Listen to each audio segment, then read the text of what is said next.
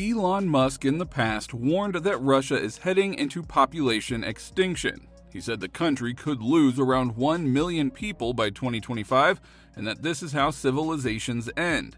But now, Tesla's CEO made another horrible prediction about Russia, how this country will soon disappear, and how it is only the beginning.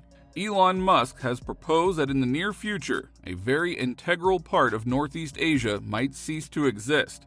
And alarmingly enough, he's talking about Russia. And it's natural to assume that perhaps Musk is referring to either the threat of the Ukraine war or an all-out nuclear war that devastates the world beyond repair.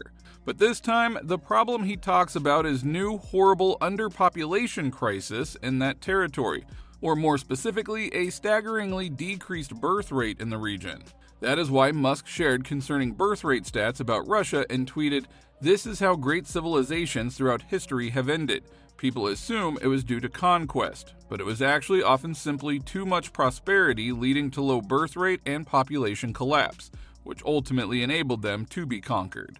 Now let's define the simple test that he keeps pointing to.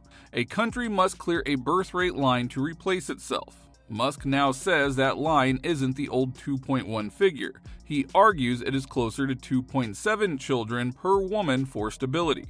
Now keep that number in your head as we walk through Russia's reality, because everything circles back to whether the country can get anywhere near that line. What does collapse look like in practice? It's not one dramatic day, it is a yearly leak that never stops. Fewer births than deaths, fewer young than old, more people leaving than arriving. According to independent demographers in Moscow, several forces hit Russia at once. A smaller group of women of childbearing age from the 1990s, high mortality, war deaths among men, and rising emigration by the young. That is a demographic pincher. You can't grow when the next generation is both smaller and leaving. The near-term numbers are already ugly. Analysts tracking Russia's vital stats say that the country is on track for a net loss of around 1 million people by 2025 if current trends continue. Meanwhile, the share of elderly is climbing, and Russia has had no real birth rate increase since 2017. Even more telling, projections into the early 2040s show the number of children and teenagers down by about 26% to roughly 20 million, while the elderly share rises toward 27%. Less youth, more retirement. That's the textbook shape of a society drifting away from replacement. You can feel the stress in how the state treats the data. Russia has moved to classify key demographic statistics after the birth rate plunge to levels not seen in the late 18th or early 19th century, according to a leading Russian demographer. When a government hides the thermometer, it doesn't break the fever, it just blinds the doctor. The underlying mechanics still pull in the same direction.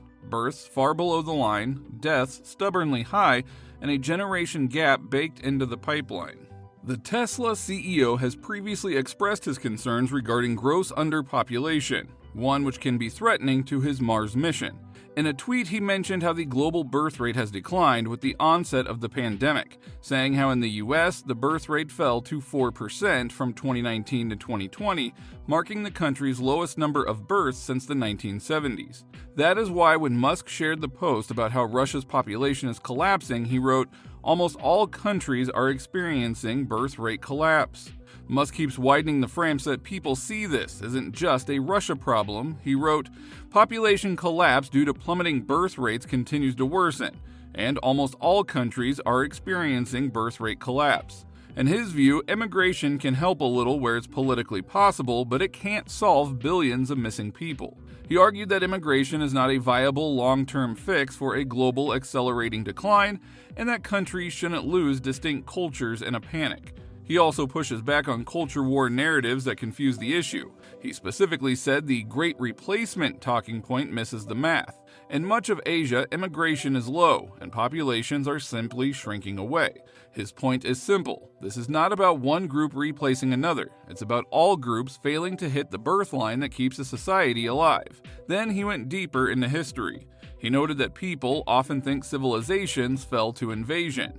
He argues the sequence was often prosperity, then low birth rate, then population collapse, which made a society weak enough to be conquered. He cited Rome as an example of how reduced birth rates contributed to decline. Apply that logic to Russia. If births stay low and the youth share keeps falling, the economy strains, the army thins, and the country's capacity fades. That is how big plans die, quietly, before any battle. So what is Moscow doing? The government is loudly pro-natalist. Politicians promote traditional values, tighten abortion rules, and praise larger families. Even with that, births have fallen to the lowest level in centuries. Officials are worried about the economy, the military, and national prestige, but demographers keep saying the hard center of the problem is the birth rate itself. You can't subsidize your way past the basic math if the culture doesn't actually want kids. But, well, Musk's tweet ended up causing a chain reaction.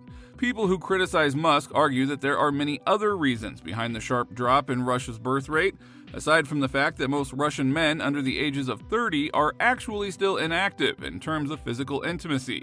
Also, experts are saying that people in Russia are under such immense financial pressure that having children has become non-feasible.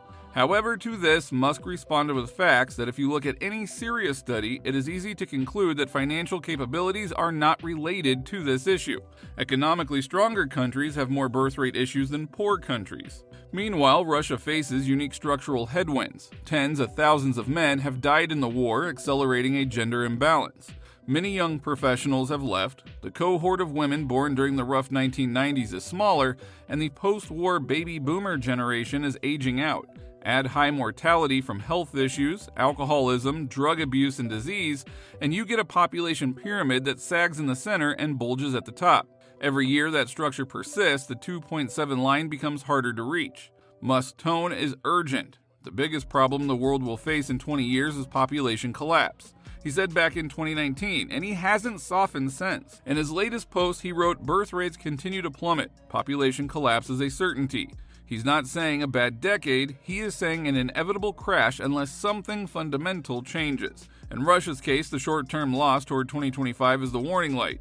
The deep share shift by the 2040s is the engine failure. Now, some experts push back on his framing. They warn against apocalyptic language and worry that parts of the pro-natalist movement focus too narrowly on boosting births among white native-born populations. They also question some research he supported as dubious or harmful. That said, most demographers do agree on the basics that we can see. Current fertility rates are below replacement, the youth share is falling, and the old age share is rising. Disagreeing with tone isn't the same as disproving the math. What does this do to a country day to day? Start with the economy. Fewer workers, more retirees, higher taxes to fund pensions and healthcare, less dynamism and risk-taking. Tsunami is the word some commentators use because all the social systems were built for a fatter middle, not a thin one. If the young cohort shrinks by a quarter while the elderly cohort grows, every budget fight becomes harder, every promise more expensive. Then think about the military. A shrinking pool of young men, a rising share of older citizens, and persistent casualties create recruitment gaps you can't fix with slogans. Russia has big ambitions, but big ambitions require big manpower and a healthy pipeline. If births stay low for a generation, that pipeline narrows no matter how patriotic your message is. That's not politics, that's arithmetic.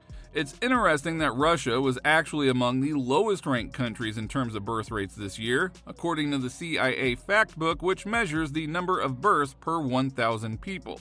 And if that still doesn't convince you, here's more proof. Elon Musk isn't exaggerating when he warns about a population collapse. A study published in The Lancet by researchers at the Institute for Health Metrics and Evaluation found that the world's population will start shrinking in the second half of this century. They estimate that the global population will peak at around 9.7 billion people sometime in the 2060s and then drop by roughly 1 to 1.5 billion by the year 2100.